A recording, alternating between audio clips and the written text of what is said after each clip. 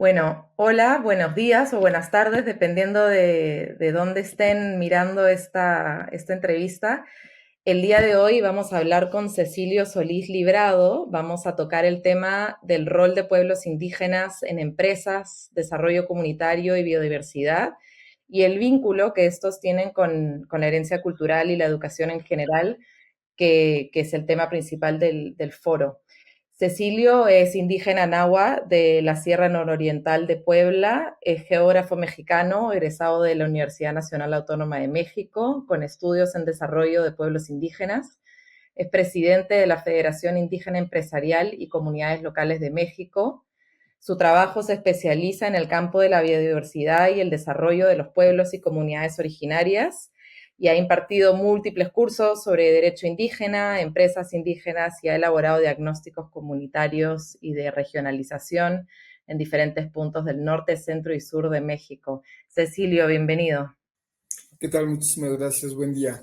Es un placer tenerte aquí hoy día y tocar un tema que creo que para mucha gente va a ser interesante, además de las otras sesiones de este foro que tocan temas de pueblos indígenas, de comunidades rurales.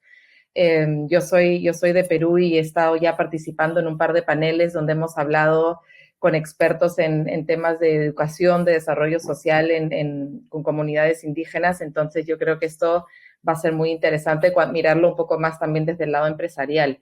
Me gustaría empezar un poco hablando contigo acerca de tu experiencia en general trabajando con pueblos indígenas. Ya, muchísimas gracias, Sara. Muchísimas gracias al programa. En verdad me siento halagado, ¿no? De que se dé este espacio para un servidor. Eh, en verdad, uno lo que hace, ¿no? Es simplemente hacer lo que uno ha venido eh, a hacer en esta vida, ¿no? Es como es cuando encuentras tu camino, es como tu camino de vida, es eso para lo que naciste. Y cuando encuentras esa parte de tu vida, te sientes a gusto, te sientes contento. Y hablar de pueblos indígenas, pues es hablar de tu origen, de mi origen mismo, ¿no?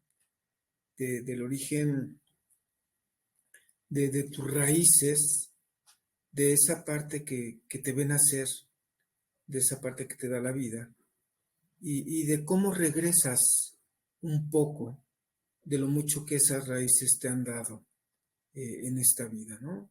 Es así como yo lo concibo, así como lo veo. Y cuando piensas en la conexión que tienes con tu origen y la inspiración que este ha tenido en ti al momento de involucrarte en tus proyectos, en el desarrollo ya mirando también el desarrollo empresarial con pueblos indígenas, ¿cómo ha sido esta experiencia para ti? ¿Qué retos existen cuando estás metido en este trabajo? Bueno, mm, como lo mencionaste al inicio, yo tuve la oportunidad de estudiar geografía en,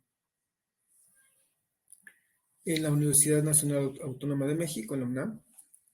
Y cuando yo estudié geografía, a la cual tengo acceso como una carrera, porque mi madre migró muy joven a la Ciudad de México y me trajo con ella, etcétera. Eso tiene dos consecuencias, ¿no? Por un lado, salir del pueblo, de la comunidad, a una edad muy, muy, muy pequeña. Yo iba a cumplir más o menos 7 años, pero eso también me da la oportunidad de estudiar. Y cuando bueno, la vida se desarrolla, vas, vienes, regresas a la comunidad, etcétera, cada tiempo que se puede, y después más constantemente cuando ya tienes más oportunidad. Pero yo veía que la comunidad no cambiaba, ¿no? O sea, siempre estaba en las mismas condiciones. Y después cuando empiezo a estudiar geografía, siempre me inspiró mucho un libro que se llama este, Geografía, su desarrollo y marxismo, y, y, y esta parte de la geografía y regionalización de Ángel Basós Batalla, en donde muestra una serie de mapas acerca de la riqueza de México.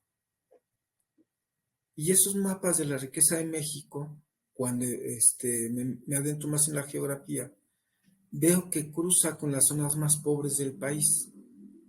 Y esas zonas más pobres del país cruza con mapas de pueblos indígenas. Y dices, a ver, aquí pasa algo. Algo está ocurriendo. Mucha riqueza que asienta a mucha pobreza.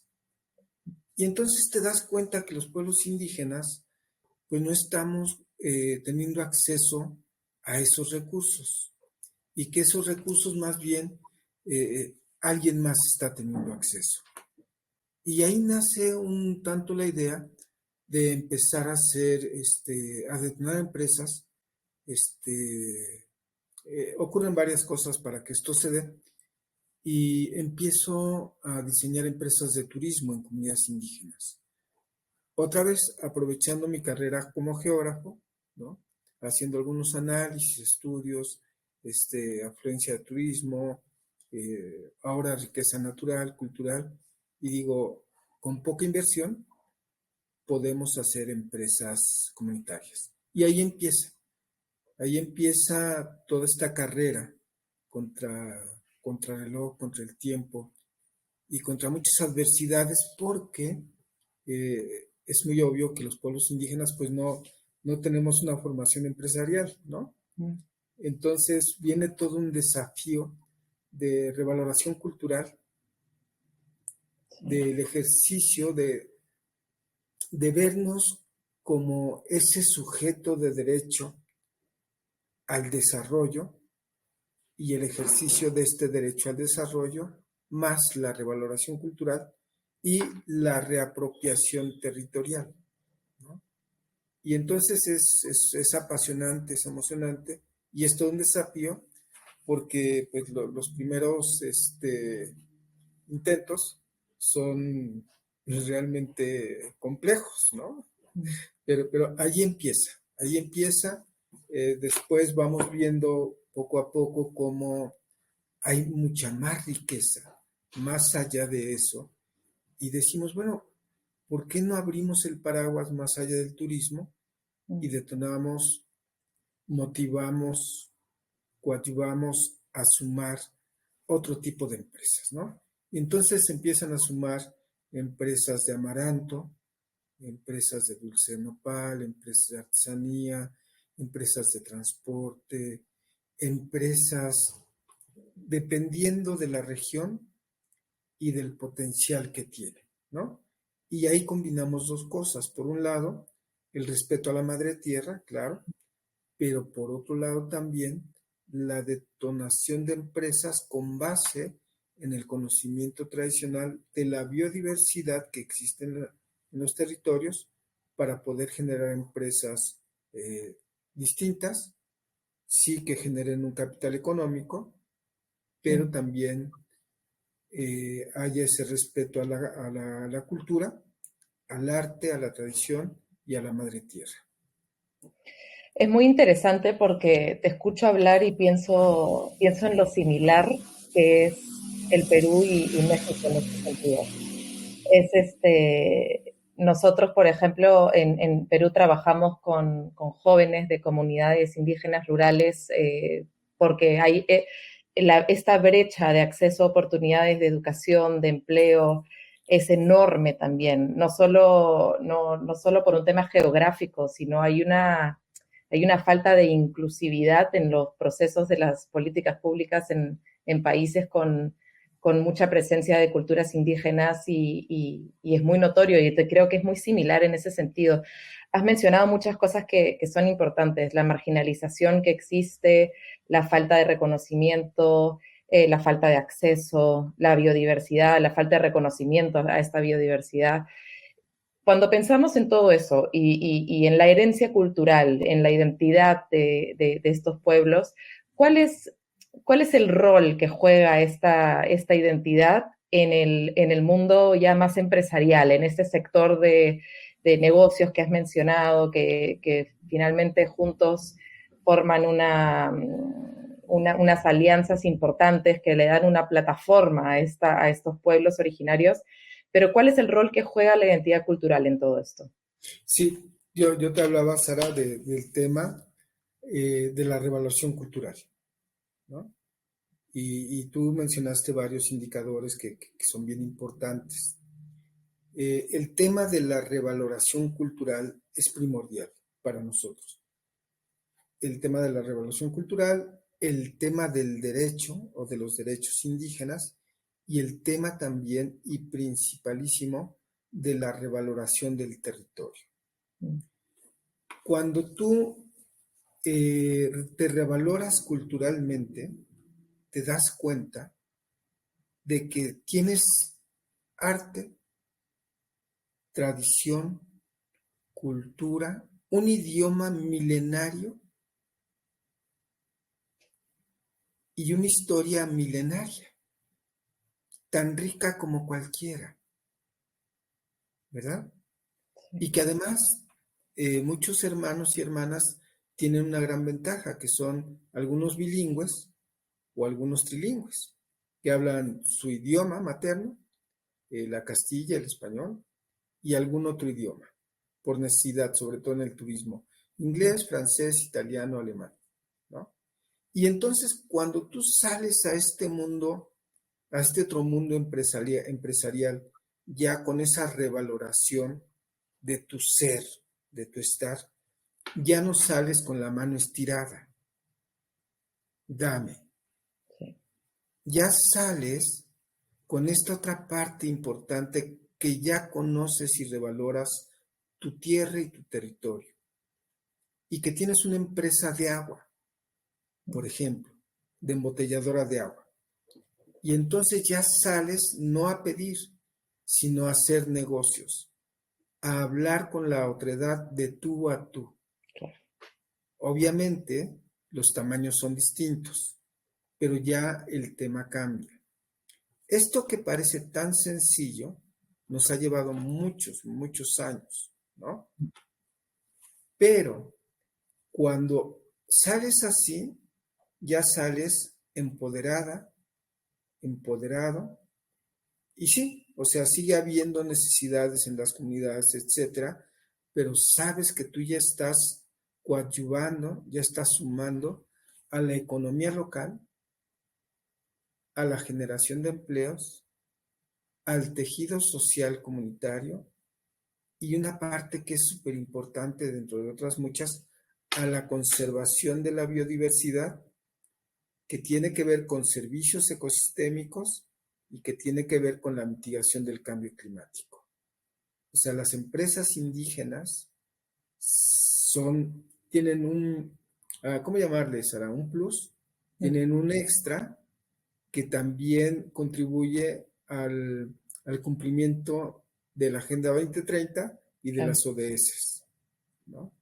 O sea, son empresas un tanto holísticas que te permiten generar empleos con una inyección más pequeña de recursos que muchas veces le correspondería o le debe de corresponder al Estado, que a veces no lo cumple, y que muchas veces nos creamos puentes, alianzas con financiadoras, con filántropos, con donantes internacionales, ¿no? Y a veces nacionales también. Sí. Esta creación de relaciones horizontales de las que hablas, que es tan importante para que este tipo de procesos realmente sean reales en el fondo, ¿no? Porque muchas veces las cosas quedan en lo escrito o en qué bonito sería, o un poco como hacen los políticos, ¿no? De prometer muchas cosas y luego no cumplirlas. Y justamente son estos pueblos, particularmente los más alejados, los que menos participan en estos procesos, los que se sienten más engañados, los que no se sienten reconocidos. y esa necesidad de crear esas relaciones honestas, transparentes, que no se basan en la pena, ¿no? Sino realmente en una relación horizontal, que es lo que se necesita. ¿Qué tan avanzado está México en este proceso? Porque, por ejemplo, si yo pienso en Perú, tendría que ser bien sincera, creo que está a paso de tortuga. Creo que se está dando en muy pocas zonas y probablemente con alguna influencia o injerencia de afuera que tiene algún peso o porque le conviene a alguien. ¿Qué tan real se está volviendo esto en México? Y si la respuesta es pues que no están avanzando mucho, ¿qué hace falta? Sí, hay una parte que a mí me encanta escucharla desde afuera, cuando nos ven desde afuera y nos estudian y nos vuelven a estudiar, que es muy romántica, ¿no? Mm. Y lo digo con todo respeto a los y las investigadoras, es su trabajo y lo hacen muy bien, ¿no? Desarrollar indicadores y algunos crear hipótesis excelentes. Me encanta, la verdad es que uno aprende, a mí me encanta leer. Yo aprendí a leer muy, muy grande. Este, aprendí a leer hasta los 9 años, ¿no? Pero una vez que aprendí, le encontré la magia, me encanta. Y creo que si los pueblos indígenas tenemos un pecado, o uno de muchos pecados, ha sido aprender a leer, porque eso te da herramientas. Y cuando tú aprendes a leer y a interpretar los índices de desarrollo humano, por ejemplo, o las estadísticas de población, pobreza, vivienda, etcétera, y eres capaz de interpretarlas desde tus realidades y puedes leer, en el caso que soy geógrafo, esos mapas de estas riquezas, entonces eres capaz de proponer. Claro. Y cuando tú propones desde tú, como individuo perteneciente a un pueblo, a una comunidad y a una organización indígena, entonces estas promesas románticas que muchas veces los políticos son especialistas en el tema, la verdad es que es terrible, bueno, hay cada caso, pasas entonces de la política a la ejecución. Y nosotros como Federación Indígena Empresarial, lo que hacemos es eso, somos eh, prácticos, ¿no? Por un lado, hemos desarrollado una metodología muy particular, tanto en el tema de ecosistema empresarial como en el tema de estudios, diagnósticos y demás. Y eso nos ha permitido, Cielo nace con 83 socios, estamos cumpliendo 10 años ahora en octubre, Felicidades. y nacemos con 83 socios, algunos con su proyecto en blanco y negro, en proyecto, ¿no?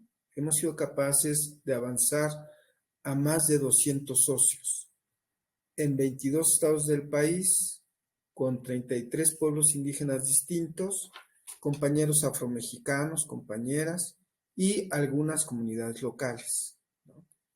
Que comparten esta visión de desarrollo, de derechos, etcétera, etcétera. Y nos duele muchas veces que en estos procesos de campaña que se dan constantemente o que los políticos llegan y prometen y la verdad es que la gente se hace ilusiones y al final no pasa nada. Hemos empezado a tener ya algunos acercamientos con empresarios más grandes, pero ya en otra relación, ¿no? Ya en una relación distinta. Sí, sí vemos las distancias enormes que hay todavía, pero decimos, pues ya estamos aquí. Y como ya estamos aquí, significa que hemos dado un paso. Sí, y además, qué importante es para las generaciones que vienen, ¿verdad? Ver lo que se está logrando, ver lo que sus padres o sus abuelos o sus hermanos mayores, este impulso que están haciendo de insertar, finalmente insertarse en un sector de formalización, de empleo, de empresa, pero sobre todo de revalorización de su cultura, insisto en abrir espacios, plataformas donde estas relaciones realmente sean honestas y además se sientan representados. Yo creo que la representación es un problema grave en Latinoamérica en general. Yo creo que tú haces una encuesta, sobre todo en países como México, como Perú, como Bolivia, como Ecuador, que tienen una larga historia de comunidades y de identidad indígena, y yo creo que los resultados serían probablemente paupérrimos. ¿Qué mensaje o qué consejo le darías tú a personas que están trabajando en los sectores de biodiversidad, que están buscando integrar o darle un acceso, una plataforma justamente a pueblos indígenas, ya sea en el sector de empresarial o en el sector educativo? En base a tu experiencia y con todos estos años encima, ¿qué les dirías a ellos para no bajar los brazos, digamos? Sí. Primero, hay que estar bien claritos, bien claritas, de que los mayores reservorios de biodiversidad a nivel mundial se encuentran en territorios indígenas. Mm. Y que esta biodiversidad ha sido conservada a través del conocimiento ancestral, y nosotros en México decimos que tú no puedes atentar contra la vida misma. Para nosotros la palabra biodiversidad significa fuente de vida. Y tú no puedes atentar contra esa fuente de vida porque es atentar contra tu vida misma. Y ahí los pueblos indígenas ya tenemos un aporte a la humanidad, que son estos denominados servicios ecosistémicos, ¿no? Aire, agua, medicina, alimentos, etcétera, etcétera, etcétera. Los 4 servicios ecosistémicos más importantes ahí se generan. No todos, pero una gran parte. Y por la conservación de esa biodiversidad, ¿no? Justo es que haya también una participación de los beneficios hacia los pueblos indígenas. No todo se traduce en recursos económicos. El fortalecimiento de capacidades también pasa por la parte inmaterial.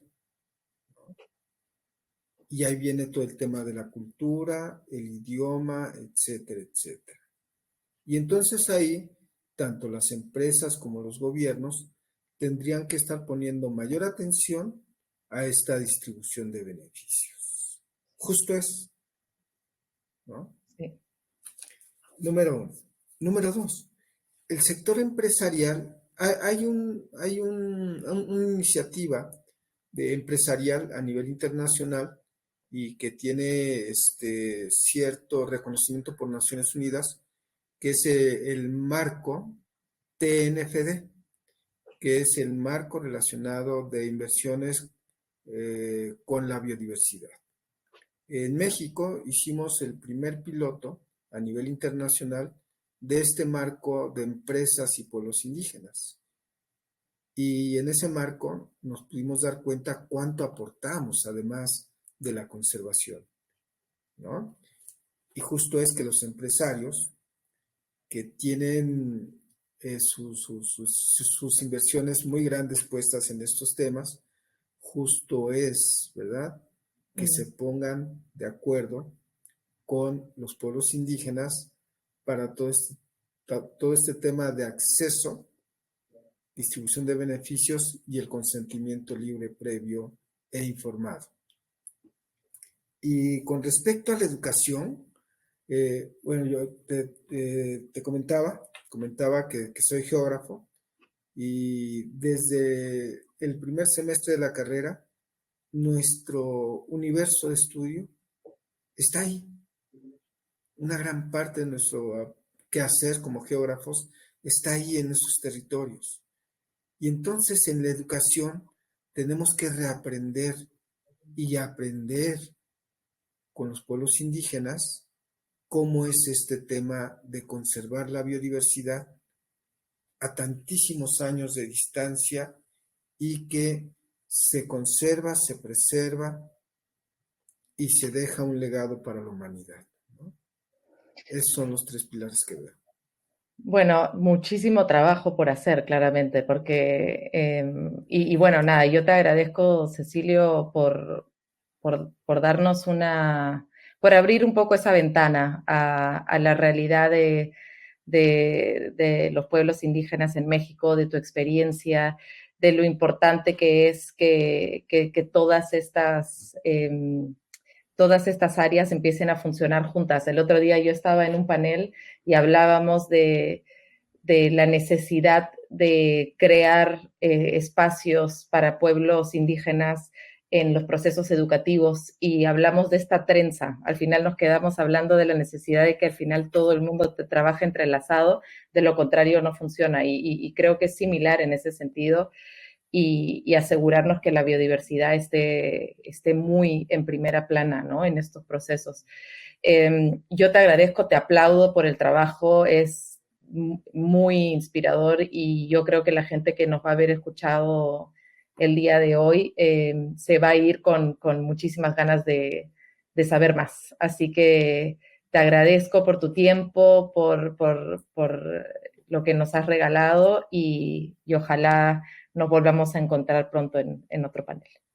Sara, no, al contrario, muchísimas gracias. La verdad es que nos sentimos cuando platiqué con mis compañeras, compañeros de que íbamos a estar aquí, estamos muy agradecidos porque sabemos que todo puente, todo esfuerzo en pro de los pueblos indígenas, de la humanidad, de la conservación de la madre tierra, de difundir estos esfuerzos que aunque pequeños, tienen su efecto para el día de mañana, para las generaciones venideras, siempre es bueno, ¿no? Muchísimas gracias, en verdad, y con gusto estamos siempre a la orden para sumar, multiplicar y compartir. Perfecto, Muchísimas gracias. muchísimas, no, las gracias a ti. Gracias, Cecilio. Hasta luego. Hasta luego.